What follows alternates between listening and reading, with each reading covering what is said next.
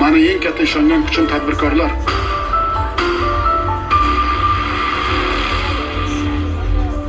Tadbirkor elga madadkor deydi. Biz birinchi kundan boshlab yangi O'zbekistonda ishlarimizni, niyatlarimizni, katta rejalarimizni tadbirkorlar bilan boshladik. 20-avgustda e'lon qilganimda ham o'zim ko'p o'ylab, mana shu kunga to'xtalgani ham bu ham bejiz emas. Mana 5-uchrashuv bu. Mana bu yerda chempion tadbirkorlar o'tiribdi. Agar hammamiz o'zimizga o'tgan yillarda nima o'zgardi degan savol bersak, adolatli hakam bo'lsa, sizlarning gaplaring, sizlarning kayfiyatlaring, sizlarning ishlaring, sizlarning natijalaringdan xulosa qilsak bo'ladiki, jamiyat o'zgardi. Mana bitta misol, 4-5 yilda 7,5 million odamni ish bilan ta'minladik.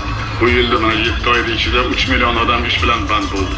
Tasavvur qiling, agar tadbirkorlarga imkoniyat yaratmaganimizda bu ishlarni qilib bo'larmidik. Bir narsani men yuragimdan aytmoqchimanki, tadbirkor bilan, umuman biznes vakillari bilan jamiyat do'st bo'ldi desak to'g'ri bo'ladi. Biz bir-birimizga ishonchimiz oshib bordi.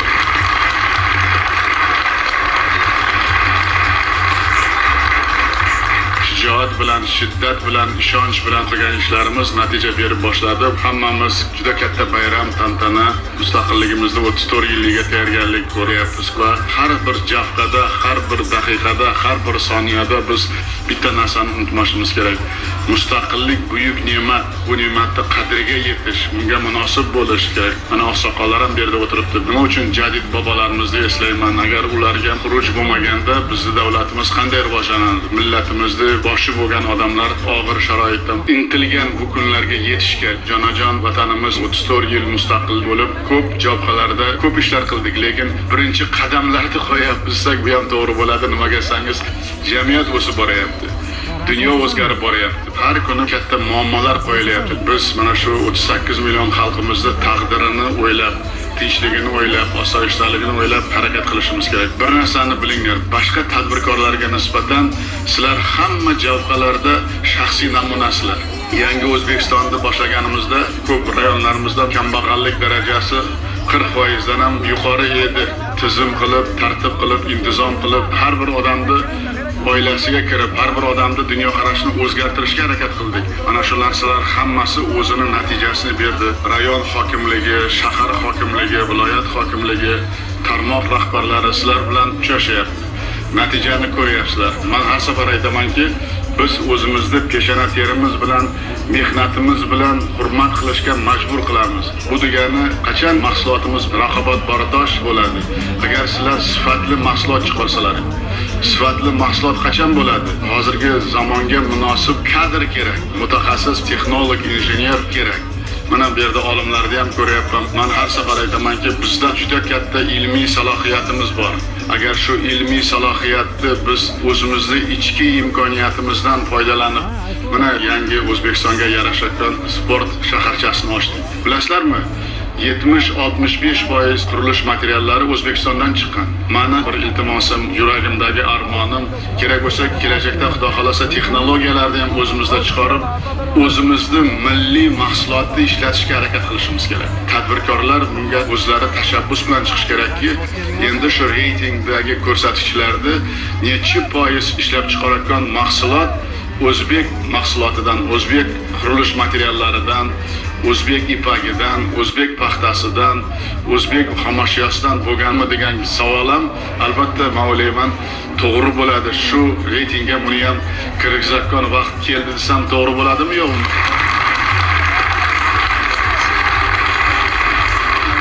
Mana shunday ish qilsak, natija biz kutgandan ham yuqori bo'ladi va natijadorlik bardavom bo'ladi. Vatanimizga munosib xizmat qilgan tadbirkorlar uchun birinchi marta O'zbekistonda xizmat ko'rsatgan tadbirkor unvonida ta'sis etdik. 5 yil oldin, 10 yil oldin buni tasavvur qilib bo'ladimi? Sizlarning obro'ylaringni, sizlarning jamiyatimizda o'rinlaringni yuqori ko'tarishga, kerak bo'lsa mahallada, xalqimizning ichida obro'ylaringni ko'tarish uchun odamlarimiz tadbirkorga bo'lgan mehri, izzat, ehtiromi, hurmati yuqori bo'lishi uchun mana shu unvonni Oliy Majlisimiz tasdiqladi. Bu safar ko'pchilik tanigan, ko'p ishlar qilgan tadbirkorlarga bu unvonni beryapmiz. Bilasizlarmi? Tadbirkorlarning ham juda ko'p imkoniyati bor. Tadbirkorga mukofot ham kuch, qudrat, ilhom beradi desam to'g'rimi yo'qmi? har bir viloyatga borsam, ko'zi yongan tadbirkorni ko'rib, ko'zi yongan fidoyi fermerni ko'rib, ko'zi yongan quruvchini ko'rib, bilasizlar, men xursand bo'laman. Jonajon vatanimizga, xalqimizga, buyuk O'zbekistonimizga sadoqat bilan xizmat qilgan odam yangi O'zbekistonda hech qachon e'tiborsiz qolmaydi. Yangi texnologiyalarni ishlatib, izlanib, munosib bo'lish bu men o'ylayman hozirgi zamonda qahramonlari mana shu 7 oyda ichida 3 million xalqni ish bilan band qilib kambag'allikdan chiqaryapti. Ko'makdosh bo'ldilaring davlatga, yelkadosh bo'ldilaring. Davlat sizlarga sharoit yaratdi. Sizlar shuni labbay deb o'zlaringga ham manfaatlaringni, davlatni ham katta rejalari, strategiyalarni birgalikda amalga oshirdilaringiz ham to'g'ri bo'ladi. 6 oylikda birinchi marta mehnatimiz bilan, tadbirkorlarning shijoati bilan, qabul qilgan qarorlarimiz bilan yalpi ishlab chiqarish mahsulotimiz 7.2 bo'ldi. Bu Jahon bankining raqami. Jonajon vatanimizda tadbirkorlar sinfi paydo bo'ldi desak, bu adolatli haqiqat. Shuning uchun 20-avgust tadbirkorlar kuni bayrami bilan sizlarni tabriklab, bitta narsa tilamoqchiman. Ilohim yurtimiz tinch bo'lsin-da, hammalaringga 2-3 karra ko'proq mukofotlar, ordenlar berish menga nasib qilsin. Sizlar shunga munosib bo'lgan.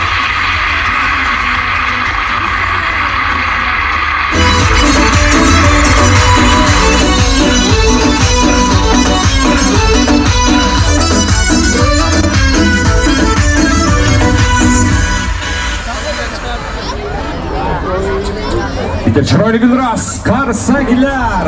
Jasmina xonim Kenjaboyevaga alohida minnatdorchilik bildiramiz va davom etamiz. Taslima Bonu Ro'ziva birinchi sonli musiqa maktabi iqtidorli o'quvchilaridan yorqin yulduzimizga aylanib boryapti. Bitta chiroyli gulras, qarsaklar bilan chiroyli kuy qo'shiqlarni tinglaymiz.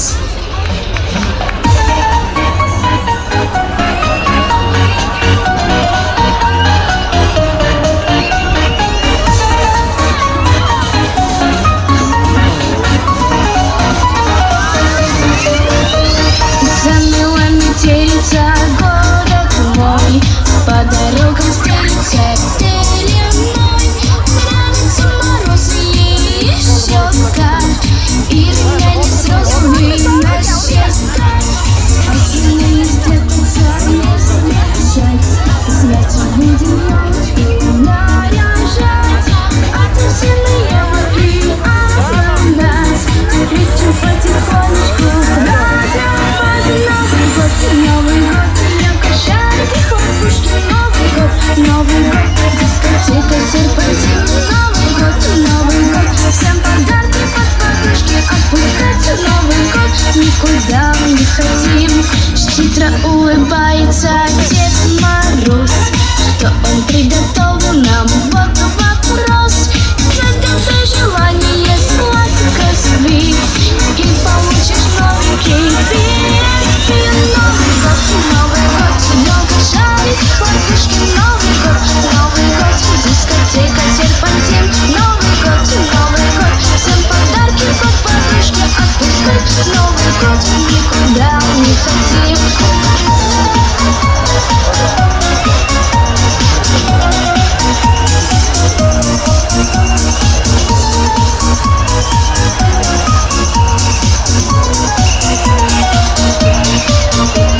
Горочки на саночках кувырком, лучшему товарищу в лоб снежком, но друзья не сердятся, не ревут, синенькие до свадьбы все заживут.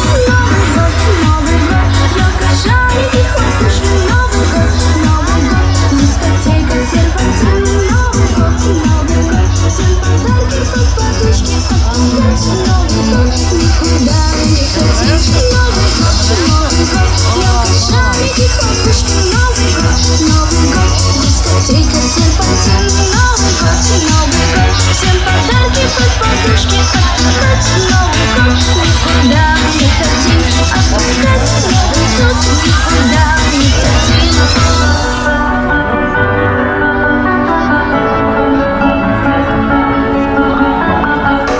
Я стану на стульчик, исполню стишок.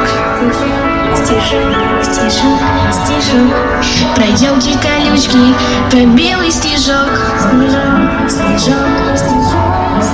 Раз, два, три, елочка горела в кошечке узор. Раз, два, три, мама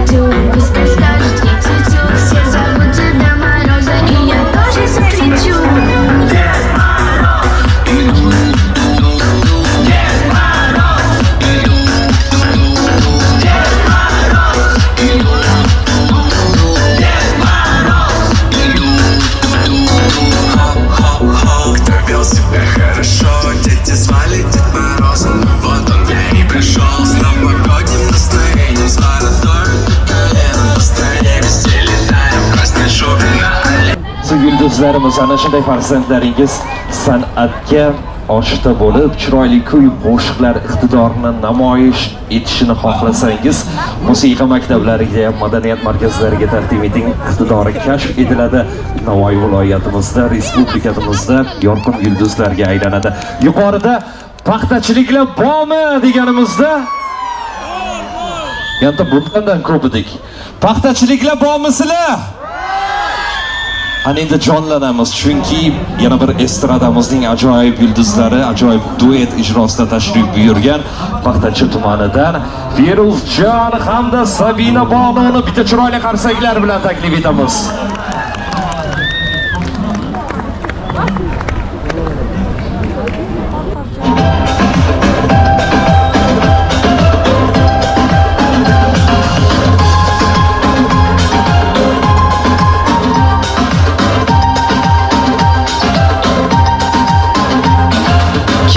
Deganda kelmading, oshiqligimni bilmading, meni nazarga ilmading, bor-boridan men bormayman, bo'lgin menga yor demayman. Kel desang men kelmadim, oshiqligingni bilmadim, demay nazarga ilmadim, bor dema men bormayman, o'zgani men yor demayman.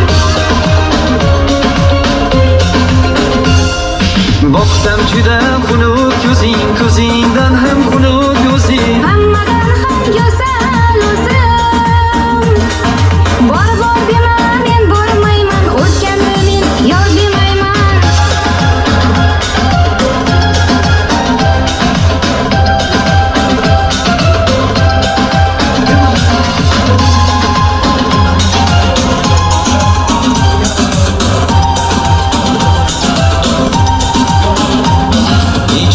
Menga hech yoqmading, chulib bosh. Hurmatli prezident, ruxsat bersangiz, avvalo barcha mana shu sanoatchilarimiz va ko'p millatli Navoiy viloyati aholisini salomini va sizga mana shu minnatdorchiligini va kirib kelayotgan mustaqillik yili va bugungi tadbirkorlar kuni bilan chin qalbimizdan tabriklaymiz, hurmatli prezident. Rahmat. Hurmatli prezident, bir narsani aytmoqchiman. Men juda yaxshi bilaman, o'sha davrni soliq tizimi bilan hozirgi berilgan imtiyozni hisob-kitob qilganda bu haqiqiy revolyutsion bir hurmatli prezident, sizga ming rahmat. Siyosiy qaroringiz, tadbirkorlar buni juda his qilyapti. Juda katta imkoniyat. Buni orqasida albatta yangi ish joylar bor, hurmatli prezident. Navoiy viloyatida o'zi ishsiz yoki kambag'al ish bu o'zi uyat. Hurmatli prezident, juda katta imkoniyat yaratib bergansiz, juda katta sharoitlar qilib bergansiz. Mana bugun 3 ta hududimiz уже tuman shaharimiz kambag'allikdan chiqdi. 73 ta mahallamiz to'liq kambag'allikdan chiqdi. 9 oyda yana 3 ta hududimiz va yil oxirida hurmatli prezident to'liq kambag'allikdan xoli bo'lamiz. Faqat shu ijtimoiy muhtoj bo'lgan nogironlarimiz qoladi. Qolgan hammasini biz kambag'allikdan ham, ishsizlikdan ham hurmatli prezident chiqaramiz. Navoiy viloyatida yil oxiriga to'liq kambag'allikdan, ishsizlikdan xoli hudud bo'ladi. Biz to'g'risi maqtanish emas, hurmatli prezident, ishchilarni import qilamiz boshqa hududdan ham, hurmatli prezident. Bunga to'liq sharoit yaratib bergansiz, tadbirkorlarni yaratib bergansiz. Navoiyliklarning mana shu tashabbusi va bugungi aytgan gaplaring albatta har bir mahallaga shior bo'lish kerak. Shior. Baribir bir narsani bilinglar. Qanday og'ir bo'lmasa, mening eng katta maqsadim mana shu 10 mingga yaqin mahallani har bir xonadoniga kirib boramiz. Odamlar inonadi, ishonadi bizni mana shu yo'limiz to'g'riligidan. Qanday dunyoda bo'layotgan tebranishlarda biz qanday marralarni olyapmiz o'zimizga. Lekin bu adolatli marra, xalqchil marra, odamlarni rozi qilgan marra. Shuning uchun bu yo'limizdan hech qachon biz orqaga qaytmaymiz va qaytishga hech kimga men yo'l qo'ymayman. Men sizlar bilan ko'rishdan juda xursandman. Sizlar boshqalarga nisbatan intilganlaring, o'zlaringda ertangi kunlaringga befarq bo'lmaganlaring, ota-onalaring sizlarga to'g'ri yo'l ko'rsatganlari uchun mana shu katta davlatda ko'p millatli O'zbekiston xalqini vakili bo'lib yuribsizlar. Katta marralarni olib, katta darajalarga yetishga qanot boylaganlaringizni ko'rib, men o'zimga kuch olaman. Millat uchun, mamlakat uchun, xalq uchun nima qilding va seni qadamlaringni xalq qabul qilyaptimi degan savol meni har safar qiynaydi. 7-8 yilda qilgan islohotlarimiz, yangi O'zbekistonda eng quyi pog'onasiga mahallaga tushib, har bir mahallada yoshlar vakil yilini tashkil qilganimiz, tadbirkorlikni rivojlantirganimizda eng katta pirovard maqsadi xalqimning manfaati, xalqimning ertangi kuni bizni qilgan ishlarimizni xalqimiz qabul qilyapti. Sizlar kechagi bilan bugungi farqiga tez borasizlar. Agar e'tibor bergan bo'lsalaring, ikkinchi marta Birlashgan Millatlar Tashkilotida buyuk bobolarimiz islom ma'rifati to'g'risida gapirdi. Buxoriy bobo qayerda bor? Maturidiy, Xorazmiy bobo qayerda bor? Beruniy qayerda bor? Kelgusi yil bosh assambleyada taqdimot o'tkazamiz dedim. Har bir soha bo'yicha, har bir yo'nalish bo'yicha bizni qabul qilgan qarorimiz, farmonimiz, tashabbuslarimiz, diniy ma'rifat, bag'ri kenglik bo'yicha ham juda ko'p ishlar qilyapmiz. Mana juda katta tashvishim ayniqsa yoshlarimizni radikalizmdan yiroqroq bo'lishi, islomni buyukligiga, insonparvarligiga, xalqparvarligiga ishontirish 1,5 oydan keyin borsalaring, yangi islom sivilizatsiya markazini ochilishda o'zlaring qatnashasizlar. Bu markazni nima uchun qilyapman? Ulug' merosimizni buyuk bobolarimiz kimni biz merosxo'ri ekanligimizni o'sha maskanga kirgan inson ko'rib ta'zim qilib chiqib ketish uchun qilyapman. Biz yangi O'zbekistonni nima uchun qilyapmiz? O'zbekistonning yoshlari, kelajagi buyuk yoshlar, odamzod qachon o'zini bildirmoqchi bo'ladi? Mehnati bilan. Men har vaqt aytamanki, qayerda uchrashmasam, mehnatimiz bilan hurmat qilishga majbur qilishimiz kerak. Biz dengizdan uzoqroqmiz, lekin 3-4 ta mamlakatdan dengizga borishimiz uchun bitta ko'prik bor. Yoshlarimizni bilimi, yoshlarimizni ta'limi, fanga bergan e'tiborimiz. U ko'prik 3-4 ta davlatga borishni ham qisqartiradi. Nima? Bitta narsa bilim, ta'lim, ma'lum, ta'lim deb men nima gapiraman? Bitta narsa bizning rivojlanishimizga zamin yaratadi. Ma'lumsiz, ta'limsiz, bilimsiz yangi O'zbekistonni qurib bo'lmaydi. Hammalaring xabarlaring bor. 5-sentyabrda Amerikani taklifi bilan Tramp janoblari bilan juda mazmunli suhbatimiz bo'lgan edi va u suhbatda aytdiki, albatta uchrashamiz biz. Men O'zbekiston to'g'risida bilar edim-ku, lekin bunchaligini bilmasdim dedi. Kecha juda yaxshi uchrashuv bo'ldi. Juda ko'p masalalarda kelishib oldik. Twitterda yozgan narsalarni ham albatta sizlar o'qigansizlar. O'zbek xalqi aytadi va qiladi. Shuni biz ishontirdik. Sizlar bitta narsani bilinglar. Kechagi bo'lgan tarixiy uchrashuvlarimiz ertaga sizlarga ko'p narsaga yo'l ochadi. Dunyoda eng katta iqtisodiyot bo'lgan Amerikada mana o'zlaring ko'rdilaring, biz bilan uchrashgan kompaniyalar menga Trampning oldidagi rahbarlar aytdi, agar bizga dedi Tramp topshiriq bermaganda bunday kompaniya rahbarlarini yig'alarmidik, yo'qmi degan gapni ham aytdi. Ular nima uchun bizga intilayapti? Bizning imkoniyatlarimiz juda katta. Hamkorlarimiz bilan raqobatbardosh, qo'shimcha qiymatli mahsulotlarda ishlab chiqsak, albatta bozor topamiz. Bilasizlarmi? Ilmni joriy qildik, qishloq xo'jaligini transformatsiya qildik, klasterlar qildik, manfaatdorlik paydo bo'ldi, raqobat paydo bo'ldi. Hozir O'zbekistonda 80 sentrdan olyapti. Boshqa sohalarda ham mana yaqinda mis konini ochamiz. Boshlaganimizda 72 ming tonna mis ishlab chiqarardik. Hozir biz 158 ming tonna ishlab chiqaramiz. Yaqinda yangi fabrikani ochamiz. Tasavvur qilinglar, 150 ming tonna mis beradi.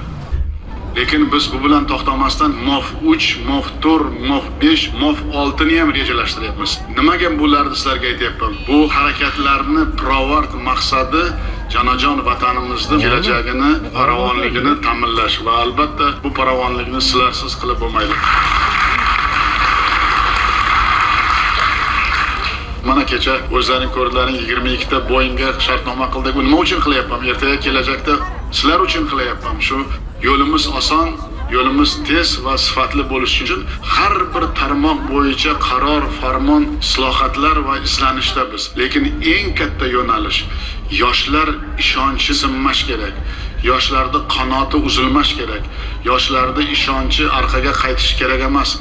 Juda katta tarmoqlarga qadam qo'yyapsizlar. Baralla ishonch bilan shu ishonchni saqlab qolish uchun harakat qilishimiz kerak. Assalomu alaykum, hurmatli prezident. Andijonda Marhamat tumanida qishlog'idanman. Amerikada 10 yil bo'ldi, shu yerda ishlayapmiz. Bu yerga kelganimizda boshida idishuvdik, qolardik, mehnat qildik, 2-3 ta ishlarda ishladik. Mana hozir o'zimizning mehnatlarimiz bilan shu yerda biznes qila olyapmiz. Endi Amerikadagi jamiyatimiz juda ham yosh, yangi. Endi oyoqqa turdik. Sizni mana siyosatingizni qilayotgan ishlaringizni eshitib, bu yerda biz birlashdik, oldin bir-birimizni tanimasdik ko'pchilik. Mana hozir ichimizda bor tuyg'u, vatanparvarlik hammamiz ichimizda bor, lekin boshqa tuyg'u, qanday qilib biz ham yordam bera olsak degan tuyg'ular paydo bo'ldi. Bu juda ulug' tuyg'u, o'zini odam juda xursand, yaxshi his qilar ekan. Hozirgi kunda biz mana shu ozgina o'zimiz tumanimizga yordamimiz bo'lsin deb biz IT park quryapmiz, qurilyapti, yaqinda bitadi. Salkam 15 million dollarga yaqin investitsiya kirityapmiz. U yerda planimiz mana shu robototexnika, muhandislik hamda mana shu sun'iy intellekt bilan ishlaydigan yoshlarga olib kirish, motivatsiya berish. Mana kuni kecha tuman viloyat hokimi, shu tumandagi biznesmenlar hammasi keldi, birgalikda uchrashdik. Shu yerdagi yurtdoshlarimiz bilan hospitallarga bordik. Hozir O'zbekistonda o'sha joyimizda biz hamshiralarni tayyorlash, doktorlarni tayyorlashga bu yerdagi vatandoshlarimizni jalb qilgan holatda 50 million dollarlik loyiha ustida ishlayapmizki, o'zimizdan hissa qo'shaylik degan holatda ichimizdan yonib chiqib, shu narsalarni olib kelyapmizki, qanday bo'lsa ham biz yordam beraylikki, shu siyosatimizga bu yerda ham mana shu kichkina mikro iqlimda yaxshi bilim, yaxshi ilm, yaxshi hayot, shu narsaga biz o'zimizni hissamizni qo'shishimiz kelyapti. Shuning uchun bir o'zimni minnatdorchiligimni bildirmoqchi edim. Hozirgi kelganingizni o'zi bitta menga emas, hammamizga, vatanimiz uchun, o'zimizni istiqbolimiz, yoshlarimiz uchun o'zimizni jonimizni qurbon qilib ishlaymiz deb o'ylayman. Shu rahmat kattakon. Rahmat.